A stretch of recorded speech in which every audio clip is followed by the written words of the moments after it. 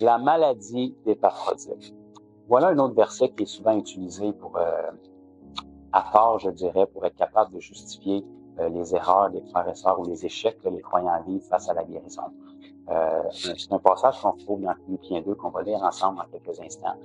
Mais ce que j'ai vu moi-même dans ma vie, c'est souvent un passage parmi quelques autres qui est pris hors de son contexte, qui est utilisé pour justifier le fait que, des gens vont prier pour la guérison de certaines personnes, ne verront pas le résultat se produire pour leur propre vie.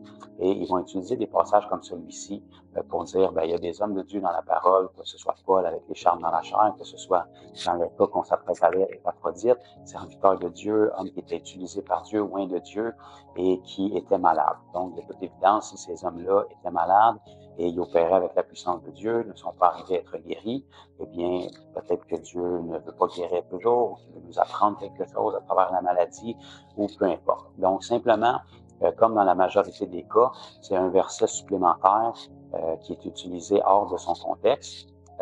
Il y a environ peut-être 4-5 versets dans le Nouveau Testament qui vont généralement être récurrents. Les gens vont les utiliser hors de leur contexte pour justifier les échecs face à la guérison.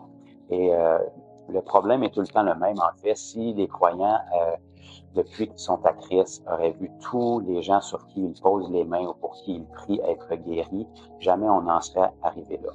Malheureusement, lorsque les gens font face à un échec, ils deviennent analytiques, lorsque le résultat n'est pas là, et puis ils cherchent à comprendre pourquoi. Et souvent, ils vont se rattacher à des passages dans la parole qui peuvent justifier les expériences qu'ils vivent.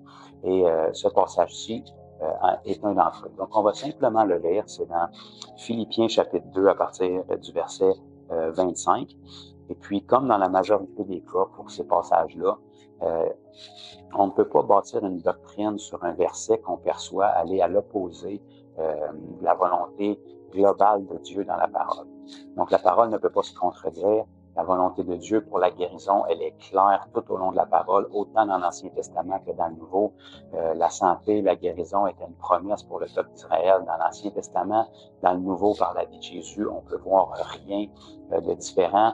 Lorsque Jésus prêchait l'Évangile dans les évangiles, et puis qu'on le retrouvait parfois, il allait dans des maisons, les maisons étaient remplies de gens, même il y a des foules qui s'attroupaient autour de la maison.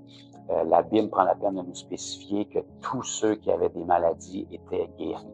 Donc, lorsqu'on fait face à un verset comme celui qu'on s'apprête à lire, qui semble aller à l'encontre de la volonté claire et globale de Dieu pour un sujet comme la guérison, c'est simplement parce que notre perspective est faussée, généralement parce qu'on le prend hors de son contexte. Et dans ce cas-ci, une simple lecture des versets qui suivent, généralement, remettent les choses en place.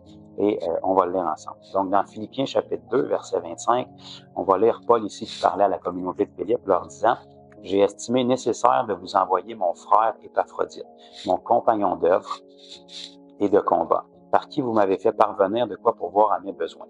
Car il désirait vous voir tous et il était fort en peine que vous ayez appris sa maladie. » Donc, les gens vont dire « Ah, vous voyez, on a un serviteur de Dieu, Épaphrodite, qui a été malade. » Verset 27 nous dit, « Il a été malade, en effet, et tout près de la mort.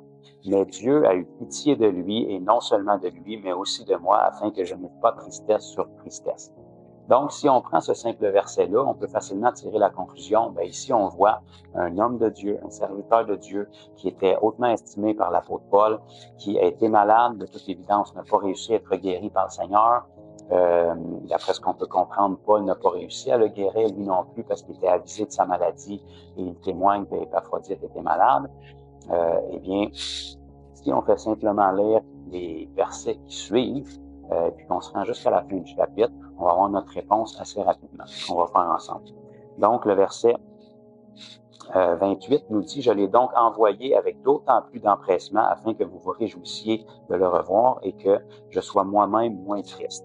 Recevez-le donc dans le Seigneur avec une joie entière et honorez de tels hommes. » Mais regardez bien la clé ici que Paul va nous donner. « Car c'est pour l'œuvre de Christ qu'il a été près de la mort. » Donc ici, Paul est en train de nous décrire qu'est-ce qui avait causé sa maladie et de quel style de maladie est-ce qu'il fait référence. Ayant exposé sa vie afin de suppléer à votre absence dans le service que vous me rendiez.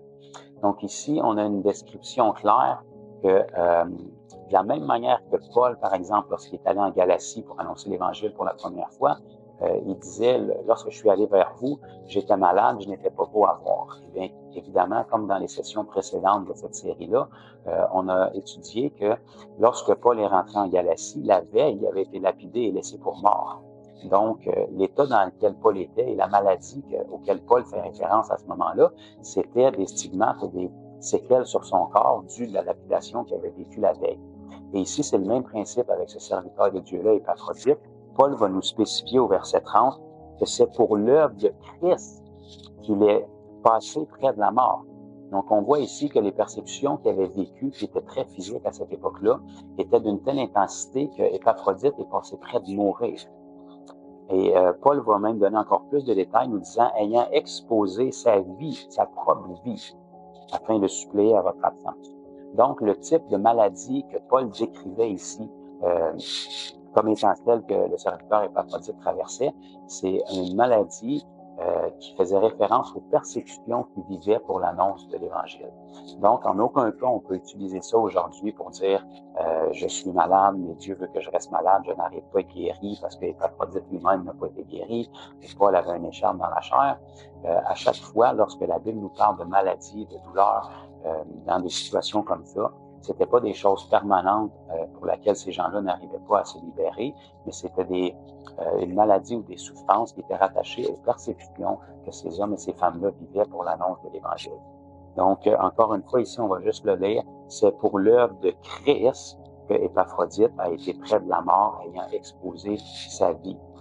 Donc, j'espère que ça vous encourage. J'espère que ça élimine cette vache sacrée-là de vos croyances. Plus on enlève de fausses croyances, de fausses compréhensions des Écritures, moins notre incrédulité a de mensonges auxquels se rattacher.